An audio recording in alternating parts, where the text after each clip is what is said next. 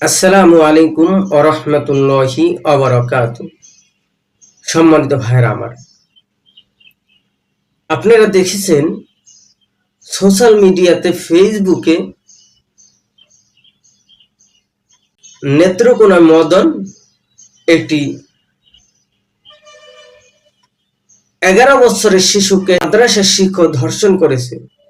এই বিষয়টা বিভিন্ন ফেসবুকে বিভিন্ন মিডিয়াতে প্রচার হয়েছে। তারপরে আমি একটি ভিডিও করলাম।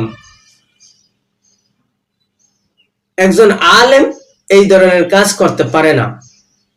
দেখেন, সেই আলেম বক্তব্য দিচ্ছে, আমি এটার সাথে জড়িত না, আমি এই ধরনের কাজ করি নাই, আমি এটা কিছুই জানি না।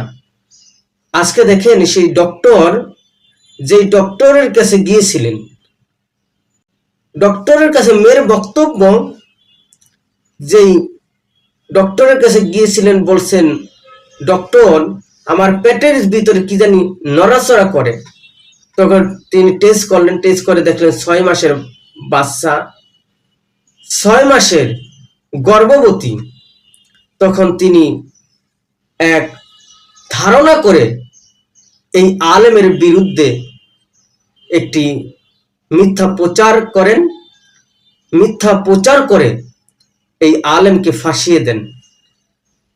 আলেমকে ফাঁসিয়ে দেন, তার বিরুদ্ধে মামলা হয়, তার বিরুদ্ধে মামলা হামলা হয়, তদন্ত হয়, মামলা করে তাকে গ্রেফতার করে নিয়ে যায়।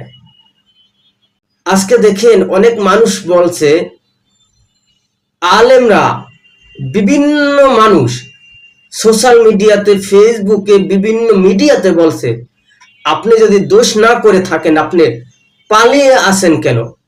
দেখেন ভাই, একজন নির্দোষ যখন বিভিন্ন মানুষ দোষী সাব্যস্ত করে, দোষী হয়ে যায়, তখন আর তার করার কিছু থাকে না, তখন তার পালাতে বাধ্য হয়। যদি বিনা দোষে তিনি গ্রেফতার হয়, তার পরিবারটার কি হবে? যিনি মাদ্রাসা করলো, মাদ্রাসাটা উঠে যাবে, এমনকি মাদ্রাসার বদনাম হবে, তার পরিবারের টাকে হাওরানির শিকার হতে হবে, তার বাচ্চা, স্ত্রী, সন্তানকে, পিতামাতাকে হাওরানির শিকার হতে হবে। এই জন্য করার কিছুই থাকে না, এই জন্য পালাতে হচ্ছে। আজকে দেখেন, যে ডক্টরের কাছে গিয়েছিল, ওই ডক্টর একটি মিথ্যা প্রচার করে। ওই মেয়েটি যখন তদন্ত হলো, রিপোর্ট হলো, তখন এটা ভুল সিদ্ধান্ত হলো। এই আমি যেই কথাটা বলেছিলাম, ঘটনাটি সেই মায়ের খুনির মতো, এই ঘটনাটি কোনো আলেম করতে পারে না, ঘটনাটি উল্টিয়ে যেতেও পারে। তদন্তের রিপোর্টে এই ঘটনাটি উল্টিয়ে যেতে পারে, ঘটনাটি অন্যদিকে যেতে পারে। আমার বিশ্বাস ছিল কোনো আলেম এই ধরনের কাজ করতে পারে না। কোনো আলেম যার ভিতর কোরআনের নূর আছে, যার ভিতর এলেম আছে, এলেমের নূর আছে, সে কোনোদিন এই ধরনের কাজ করতে পারে না।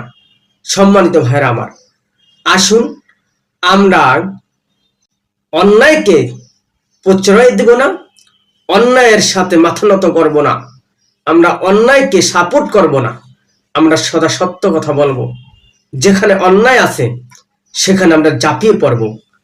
শুধু একজন আলেমের অপমাননা নয়, গোটা জাতির অপমাননা।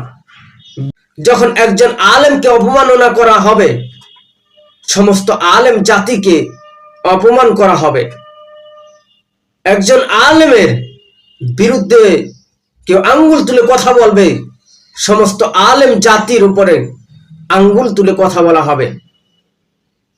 আসুন আমরা সত্যকে মোচ্চ করে দিয়ে সত্যকে আমরা প্রচার করি, আমরা কোনো মিথ্যা প্রচার করব না।